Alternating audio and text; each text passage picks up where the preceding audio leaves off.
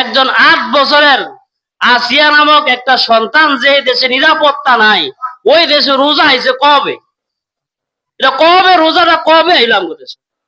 রমজানের রোজা আসলে তো মুত্তাকি হওয়ার কথা ছিল। রমজানের রোজা তো মানুষের চরিত্র ভালো হওয়ার কথা ছিল। সারা মাস খারাপ, কিন্তু রমজান মাসে তো মানুষ একটু কি হয়, ভালো হয়। কোথায়? আর যদি এই দর্শকরা পার পেয়ে যায়, তাহলে একজন দর্শক পার পেলে আরো হাজারো দর্শকের জন্ম হবে। কথা ঠিক না ব্যাটিং? একজন চোরকে যদি আপনি ছেড়ে দেন, তাহলে ওর দেখা দেখি কয়জন চোর বাড়বে? 1000 লক্ষ লক্ষ চোর বৃদ্ধি পাবে। আর একজন দর্শক যদি ছাড়া পায়, তাহলে ঘরে ঘরে দর্শক জন্মাবে। এই জন্য একজন আর ভবিষ্যতে বাংলাদেশে আর একজন দর্শককে ছাড় দেওয়া হবে না। একজন বাবার কাছে যদি বাবা চরিত্রহীন হয়, তাহলে সেই বাবার কাছে সন্তানের নিরাপত্তা নাই। রমজান মাসে একজন আসিয়ার মৃত্যু আমাদেরকে সতর্ক করতেছে যে এভাবে চলতে দেওয়া যায় না। আপনি আপনার ছোট সন্তানকে বেড়ানোর জন্য কার বাসায় পাঠাবেন? বোনের বাড়িতে পাঠাবেন, নিরাপত্তা নাই। আপনার শ্বশুর বাড়িতে পাঠাবেন, সেখানেও নিরাপত্তা নাই। কারণ আপনার শ্বশুরের মাধ্যমেও আপনার সন্তানের নির্যাতিত হওয়ার সম্ভাবনা আছে না নাই? না নাই, নাতিনেরে ধরছে, এরকম ঘটনা আছে না? এইরকম ভাবে দুলাভাইয়ের সাথে নির্যাতিত, এরকম ভাবে কোথায়? আপনার ভাইয়ের কাছেও নিরাপত্তা নাই। আর যদি কোনো মা বেহায়া হয়, তাহলে বেহায়া মায়ের সাথেও কাছেও ওই সন্তান নিরাপত্তা নাই, ওই মেয়ের নিরাপত্তা নাই। মেয়ে মোবাইল দিব আর বইলা দিব অমুক ফোলার লাগে তুই কথা ফোলাটা ভালো আছে। নাউজুবিল্লাহ কর না। এটা কি মা না মা নামে শয়তান? এটা আজকে সন্তানের নিরাপত্তা নাই। মাহে রমজানে একটা আসিয়ার মৃত্যু হয়েছে, আমরা ভাববো না যে না আমার মেয়ে নিরাপদ থাকবে, এটা ভাববো না। আমরা বলি চলো সমস্যা কি, একটু ছোট মায়া কি হবে? ছোট একটা মেয়েকে যখন তার বোনের বাড়িতে পাঠাইছে, ওই মেয়েটা নিরাপত্তা নাই, এখন মারা গেছে। কোরআনের বিধানের কাছে আমাদেরকে যেতে হবে। কোরআনের বিধান হলো, যারা এই দর্শন করবে তাদেরকে জনসম্মুখে তাদেরকে ফাঁসি দিতে হবে। যদি জনসম্মুখে ফাঁসি দেওয়া হয়, তাহলে আরো হাজার দর্শক সে 1000 বার ভাববে যে আমার যত কিছু করি, যত চুরি বাটপারি করি না কেন, দর্শন করা যাবে না। আর যদি এই দর্শকরা পার পেয়ে যায়, তাহলে একজন দর্শক পার পেলে আরো হাজারো দর্শকের জন্ম হবে। কথা ঠিক না ব্যাটিং? একজন চোরকে যদি আপনি ছেড়ে দেন, তাহলে ওর দেখা দেখি কয়জন চোর বাড়বে? 1000 লক্ষ লক্ষ চোর বৃদ্ধি পাবে। আর একজন দর্শক যদি ছাড়া পায়, তাহলে ঘরে ঘরে দর্শক জন্মাবে। এই জন্য একজন আর ভবিষ্যতে বাংলাদেশে আর একজন দর্শককে ছাড় দেওয়া হবে না। কোরআনে কারীম আল্লাহ তাআলা বলেছেন, ওয়াজ্জানিয়াতু ওয়াজ্জানি ফাজলিদু কুল্লা ওয়াহিদিম মিনহুমা মিয়াতা জালদা।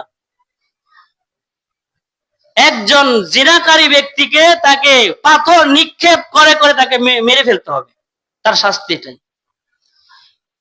ওয়ালা তাখুযকুম বিহিমা রাফাতুন ফি দীনিল্লাহ। দর্শকদেরকে যখন এইভাবে শাস্তি দেওয়া হবে, তখন আমাদের কোমল হৃদয়ের মানুষগুলো যেন এভাবে না বলে তাকে ছেড়ে দাও, তার জন্য মায়া লাগে। এই কথা বুঝেন না মনে হয়? আপনার ছেলে হোক, আপনার ভাতিজা হোক, আর আপনার ভাই হোক, আর আওয়ামী লীগের লোক হোক, আর বিএনপির লোক হোক, যাকেই এই শাস্তির আয়তা আনা হবে, আমরা যদি বলি এরা আমার লোক, মায়া লাগে, তোরে মায়া লাগে, তোরে ছাইড়া দিলাম, তাদের জন্য যেন এক বিন্দু পরিমাণ দয়া যেন কি না আসে। ওয়ালিয়াশহাদ আযাবাহুমা তাইফাতুম মিনাল মুমিনিন। দর্শকদেরকে জনসম্মুখে শাস্তি দিবে তাইফাতুম মিনাল মুমিনিন, একদল মুমিনদের সামনে তাকে হাজার হাজার মুসলমানদের সামনে রেখে এইভাবে শাস্তি দিবে।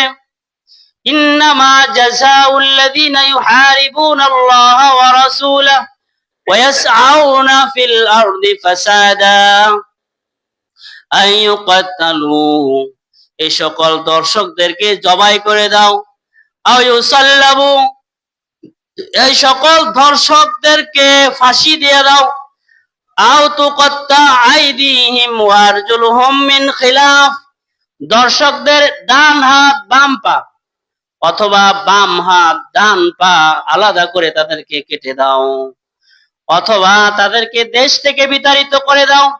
যালিকা লাহুম খিজিয়ুন ফিদ দুনিয়া, দর্শকের এটাই হলো দুনিয়ার শাস্তি। ওয়ালাহুম ফিল আখিরাতি আযাবুন আযীম, আর আখিরাতে এই দর্শকদের জন্য রয়েছে আরো যন্ত্রণাদায়ক শাস্তি। তাহলে দর্শকের শাস্তি দুনিয়া তো আছে, আবার কোথায় আছে? দর্শক দুনিয়া তো লাঞ্ছিত হবে, আখিরাতও কি হবে? লাঞ্ছিত হবে।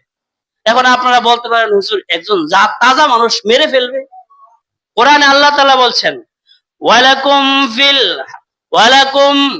ফিল কিসাসি হায়াতুন ইয়া উলিল আলবাব, এভাবে একজন দর্শককে যদি মৃত্যু দেওয়া হয় তাহলে হাজারো দর্শিতা বেঁচে যাবে, হাজারো আসিয়া দর্শন থেকে বেঁচে যাবে।